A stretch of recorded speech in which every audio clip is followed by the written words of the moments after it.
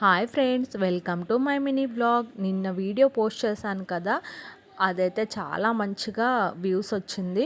So ఇది కూడా అలానే వెళ్తుందని అయితే అనుకుంటున్నాను. దానికి కంటిన్యూయేషన్ బ్లాగే ఇది కూడా. సో వ్యూస్ వస్తున్నాయి కానీ లైక్స్ రావట్లేదు. ప్లీజ్ లైక్ చేయండి. ఇంకా వీడియోలోకి వెళ్ళిపోదామా. ఇక్కడ చుట్టూరా ఇంకా చుట్టన్ని విగ్రహాలే ఉంటాయి. సో రౌండ్గా తిరిగేసి వెళ్ళాలన్నమాట.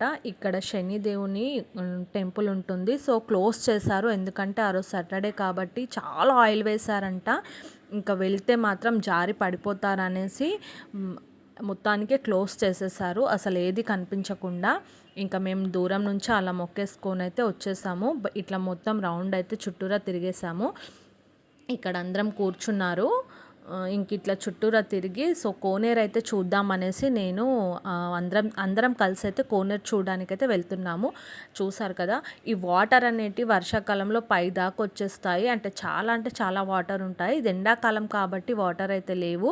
నేను కిందికి దిగుతున్నాను, బట్ మా తమ్ముడైతే వద్దు, అసలు బాగాలేదు అక్కడ, మొత్తము బాటిల్స్ పలగొట్టేశారు అది ఇది అని చెప్పారు.